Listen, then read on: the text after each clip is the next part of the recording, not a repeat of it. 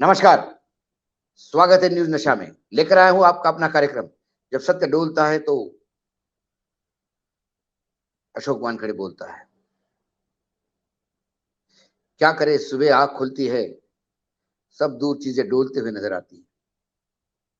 प्रधानमंत्री पुणे में बोलते हैं, बेटी पढ़ाओ बेटी पढ़ाओ। किसके लिए? नराधमों के सामने परोसने के लिए। सत्य वहां डोलता है। अजित पवार के कंधे पे प्यार से हाथ रखते हैं, सत्य वहां डोलता है। समझ में नहीं आता कि वो अजित पवार के कंधे पे हाथ रख रहे हैं या एक भ्रष्टाचार के साथ दोस्ती कर रहे हैं। सत्य डोलता है पार्लियामेंट में, जब बार बार विपक्ष पे आरोप लगता है कि वो चर्चा करना नहीं चाहते, जबकि अविश्वास प्रस्ताव ही मणिपुर को लेके है।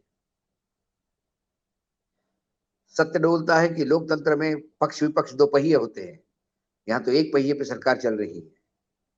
विपक्ष को तो वो मानते ही नहीं और विपक्ष की ना सुनते हैं।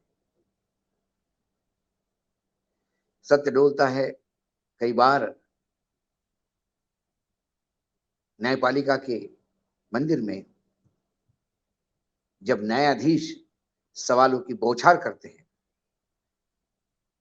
और सरकारी वकील और कर्मचारी मणिपुर के खास केस में मिनमिनाते नजर आते हैं।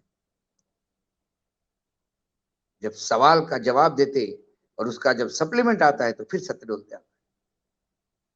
आज बहुत सर्वोच्च न्यायालय ने फिर उसी स्पीड में आज काम किया और ये वक्तव्य दिया कि पिछले 3 महीने से लॉ एंड ऑर्डर कानून व्यवस्था पूर्ण रूप से ध्वस्त है। सिस्टम है ही नहीं।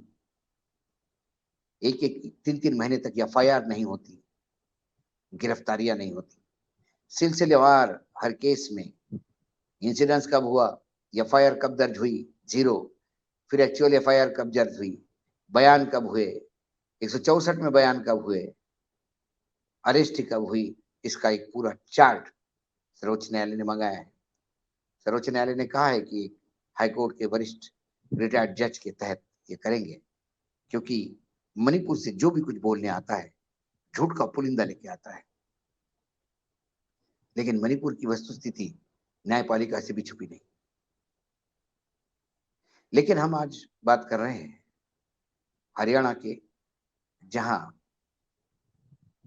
जो आग कल लगी थी नहू में, वो बढ़ते बढ़ते अब दिल्ली के मुहाने पे आ गई है और गुड़गांव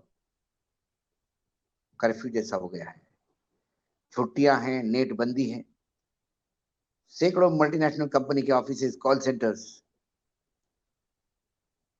हाथ पे हाथ धरे बैठे हैं क्योंकि नेट नहीं है। वीज साहब बोलते हैं ये जो दंगे हुए हैं इसमें मोनू मनेसर के वीडियो का कोई रोल नहीं। वो सत्य उनका इसलिए डोलता है क्योंकि मनु मनेसर ने यदि वो वीडियो रिलीज करके तलवार लहराते हुए आह्वान नहीं किया होता तो शायद अल्पसंख्यक इकट्ठा नहीं होता।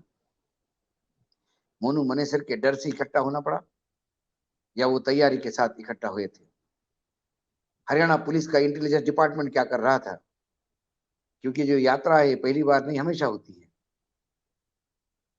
और उसके बाद जब वहां दंगे भड़के तो 3 3 जिलों से पुलिस मंगानी पड़ी। इसका मतलब आप पर्याप्त व्यवस्था और में थे ही नहीं, आप तैयारी में नहीं थे या ये होने देना चाहते थे, ये आपके लिए जरूरी था।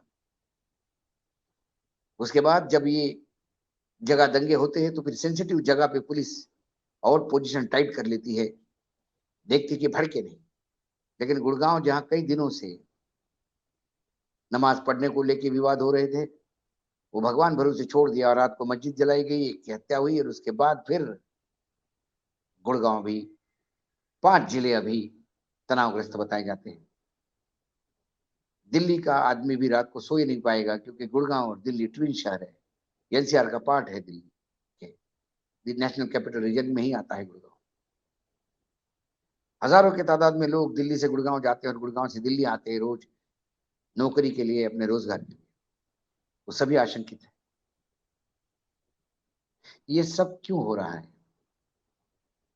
और आज तो बजरंग दल ने अपील की, उन्होंने पूरे देश में आंदोलन छेड़ने की बात कही कि मेवात में हिंदुओं का कब्रिस्तान नहीं बनने देंगे। कितने हिंदू मेवात में कब्र में दफन है, ये बताएंगे वो। शांति की अपील करने के बाद बजाय ये पूरे देश में बजरंग दल को आंदोलित होने के लिए आदेश दिए जा रहे हैं, तो क्या पूरे देश में फिर एक बार हिंदू मुसलमान करने की प्रयास हो रही है? क्या 2024 के चुनाव में दिखती हुई हार इतनी परेशान कर चुकी है सत्ता पक्ष को कि या फिर अब दंगे होने देते हैं, करवाए जाते हैं, या फिर ये आरोप नहीं है, ये प्रश्न है जिसके उत्तर देने हैं। 20 साहब गृह मंत्री वो उत्तर दे कि दंगे हुए क्यों और आपने होने कैसे दिए? आपकी पुलिस क्या कर रही थी? इंटेलिजेंस कैसा फेल्योर था? मनु मनेसर को ये वीडियो कैसा रिलीज होने दिया? एक गैंगस्टर जो फरार मुजरिम है, जिसको कई मुल्कों की पुलिस ढूंढ रही है, वो कैसा अपील करता है? बजरंग दल को ये भी बताना होगा कि वो गोरक्षक समिति का प्रांत अध्यक्ष अपने आप को कहता है हरियाणा के, उसमें कितनी सच्चाई है? ये तमाम बातें लगता है कि सत्ता पक्ष के पैरों के नीचे जमीन खिसक गई है। उत्तर प्रदेश में एक एसपी कावड़ और कावड़ियों का जो निर्धारित मार्ग है, उस मार्ग से हटके वो मुस्लिम बहुल एरिया में घुसना चाहते थे। उन्हें रोका, बदतमीजी करने पे लाठीचार्ज किया, उसने वहां दंगे होने से रोके। उसकी परिणति हुई कि 5 घंटे में उसका ट्रांसफर हुआ। क्या ये दंगे होने दिए जाते हैं? या दंगा होने क्यों नहीं दिया, इसलिए ट्रांसफर हुआ? सवाल यही है। क्या 2024 तक इस देश में अब ओरिजिनल गुजरात मॉडल देखने को मिलेगा? जो गुजरात मॉडल लोगों ने जलते हुए गुजरात के रूप में देखा, क्या वही मॉडल केंद्र में लाया गया? क्या उसी मॉडल की जलते हुए गुजरात की बात हो रही थी, या विकसित गुजरात की बात हो रही थी? क्योंकि विकसित गुजरात की बात होने पे और तो कुछ चीजें विकसित होती हुई दिखाई नहीं दी, लेकिन हाँ, जलते हुए गुजरात का मॉडल जरूर देश के विभिन्न कोनों में दिखाई देता है। वाचाल वीर जबाड़ में हड्डी नहीं तो कुछ भी बोलते हैं। सर्वोच्च न्यायालय को यहां तक बोलना पड़ा कि महाराष्ट्र की सरकार नपुंसक तो नहीं है जो एक्शन नहीं लेती। सर्वोच्च न्यायालय में मणिपुर ने डीजीपी को पूछा, क्या आप जानबूझकर एक्शन नहीं लेना चाहते, या अकार्यक्षम है, या फिर आपकी इच्छा शक्ति नहीं है कानून व्यवस्था लागू करने की? इन तमाम केसेस जो पिछले 8-10 दिन में सामने आए हैं, वो एक बार बार एक तरफ इशारा करते हैं कि 80 बनाम 20 के चक्रव्यूह में ही क्या अगला चुनाव 2024 का लड़ा जाएगा? क्या इंडिया को जलाकर उस इंडिया जो विपक्ष का गठबंधन है उसका मुकाबला किया जाएगा? नीतीश ने ये चक्रव्यूह भेदने का प्रयास तो किया है। जाति गणना, जाति वाचक जनगणना के लिए हाईकोर्ट ने हरी झंडी दी है।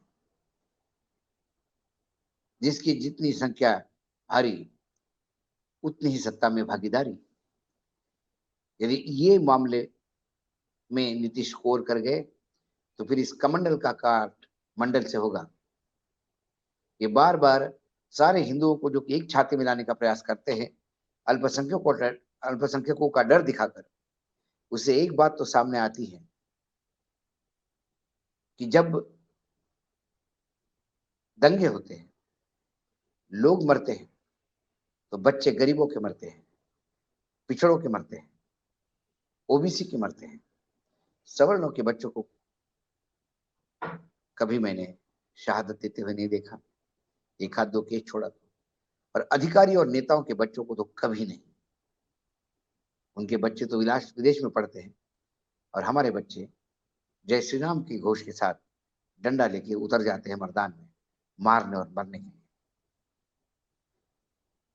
ये तमाम जो वक्तव्य है वीर साहब का, तमाम वक्तव्य जो सर्वोच्च न्यायालय में दिए जा रहे हैं, तमाम वक्तव्य जो लोकतंत्र के मंदिर के बाहर और अंदर दिए जा रहे हैं, उसमें सत्य डोलता है।